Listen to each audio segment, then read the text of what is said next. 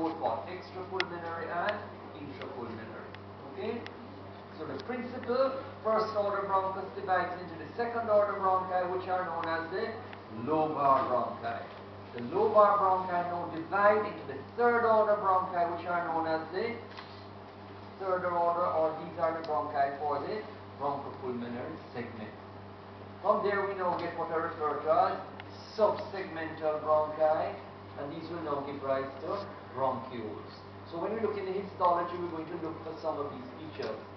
The glands that we saw in the trachea are going to continue into the principal or main stem bronchi, and they will continue also into the segmental bronchi and also into the subsegmental bronchi.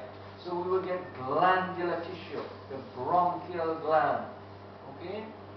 Now in the bronchiole, the thing that's going to separate, and we're going to look on the slide to separate intrapulmonary bronchus from bronchiole, is what?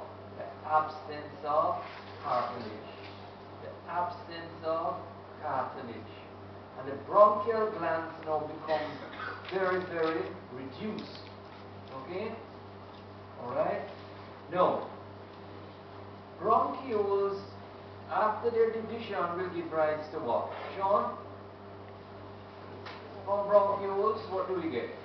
Bronchioles, alveolar. No. Terminal bronchioles. Terminal bronchioles, okay? Also, there's a change in the epithelium as we go down. The bronchi will have what? Respiratory epithelium, pseudostratified columnar ciliated with goblet cells. Okay? The bronchioles also have respiratory epithelium, though in some instances where we may just see it being columnar and the pseudostratification is hardly apparent. Okay? So we're moving from a stage of cartilage to what? No cartilage. Glands to no glands, or very little glands. Okay? Then we move into the terminal bronchiole. Now what is the feature that is in the exam? What is the quintessential feature, the most important feature to define a terminal bronchiole? Absence of goblet cells. No goblet cells. Because who lives next door? Who will, the terminal bronchiole will continue as what? Respiratory. Alright? Okay. And at the respiratory level now we're going to find, and what defines a respiratory bronchiole? Simple cuboidal. A tube lined by cuboidal cells, lined by cuboidal cells, and what? Having little alveoli budding off intermittently. So we can't have goblet cells at that level, because if not, if there are goblet cells in the terminal bronchiole, would be blocking up the respiratory bronchioles with mucus. Okay? Alright? And then now, so terminal bronchioles have what? Absence of goblet cells. Okay? Low columnar type epithelium. And no alveoli budding off of them. No, an absence of alveoli. Where the alveoli start to bud off is at the level of the respiratory bronchiole. Alright? So I want to show you these, I want to talk to you about, so when we start looking, we can assess the situation on the lung. No, respiratory bronchioles are going to lead into what? Alveolar ducts. The alveolar ducts will now lead into the alveolar sacs, which have budding off of them composed of what? The alveoli. Alright. So, there we see now how many bronchopulmonary segments on the right? 20? 10. Very good. And on the left? 8. So, what is labeled? So when you look at that one right at the very top, on the left, on the very, very top, what's that bronchopulmonary segment at the very, very, very top?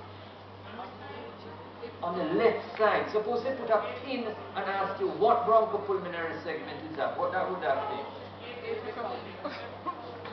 apico-posterior. Right? The apico-posterior.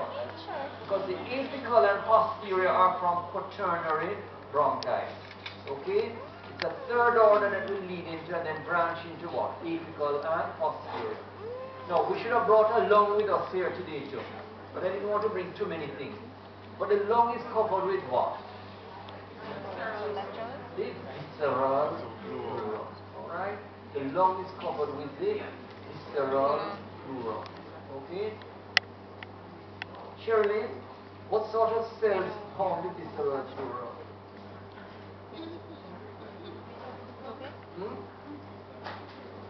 What type of cells? Pseudostratified columnar ciliated with goblet cells? No. So what type of epithelium is going to be forming then? Squamous. Very good. Squamous epithelium. Flat pavement type cells, squamous epithelium. Okay? No. Where, Sean, where is the visceral fluor continuous with the parietal fluor? Mediastinum. Where is the visceral continuous with the parietal? Let's get a slide on it. Where? Near the hilum. Very good. What are some of the structures we will see, expect to see at the hilum now? The arteries, the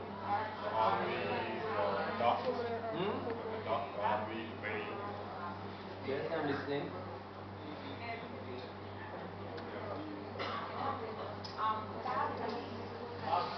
Okay, so there, once you go into this slide, look, once you go into an exam, you just have to know by experience that you are looking at lung. That's how lung looks on in the microscope. Okay? That's how lung looks at. What you're looking at basically are, we're in a large alveolar sac. Okay? So there are a number, what the predominant thing is, this is another alveolar sac. And off of this alveolar sac are coming many what? Alveoli. It is a smaller alveolar sac, and this, for example, right here, Sean, right here, that's an alveolus right there. There. Right there. Okay, so right now, where it's sitting right here, that's an alveolus. This is the sac, and that's the alveolus right here. Where's the sac again? This big structure here, Oh, okay. like a potato sac. Very good. And budding off of it here is the what? The alveolus. Okay? So what I'm seeing here are a lot of alveoli. Okay? A lot of alveoli right here. Sean, what do you think this big boy is here? What do you think this big fellow is right here? Big. What do you think that is? I don't know. Cindy, what do you see? A vein. A Oh. what? A very large vein. Very good. So there we are in the lung. Wow, look at this. This is beautiful. And what are we immediately seeing? Cartilage. Okay, so immediately what do we see? Cartilage. We see smooth muscle. Okay, and what you're going to find is that when that cartilage is absent now in the bronchiole, you see a well-developed what? Smooth muscle wall. That asthma, that's very important in the constriction. Okay, so what are we seeing here now? We are seeing islands of cartilage. Okay, surrounded and placed with a lot of alveoli around. These are all alveoli in this here. And what are these things right here? These are the bronchial glands. Okay? So this is a beautiful slide here of a bronchus. So I would say, just believe it or not, we're very near the hilum of the lung. Hilum of the lung, right here. Okay? Why? Because I'm seeing some powerful vessels right here, and I'm seeing a very well-developed tube, the bronchus, and what I'm noticing now is that we've seen a lot of other slides that the cartilage is going to be more looking like this. Little tiny little bits of cartilage like here. But what do we see? That the cartilage is very powerful. They are big chunks of cartilage. So that is just maybe at the commencement of